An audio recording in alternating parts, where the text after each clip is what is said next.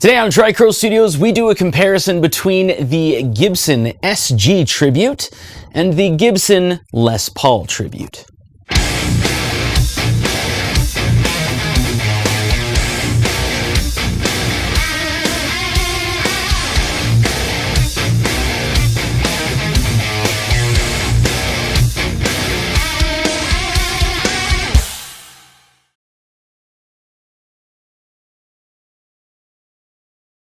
I really hope that you read and understood the disclaimer before the video. The biggest takeaway I always find is that you really need to try out the guitars for yourself in person to see if you actually bond with them. There's no video out there that's going to actually properly translate the feel and the personal feel and your preference that you may develop towards what guitar you might want to buy. So don't let a goofball like me tell you what to buy. So I do have 5 sound samples here today. I've opted to do a little more breakup than distortion than I normally do, basically 1 extra sound sample, just because I find it's a little easier to tell some of the differences between both guitars when you're talking about clean and a little bit of breakup. But of course it is this channel, so there is a full-on metal sound sample as the 5th sound sample.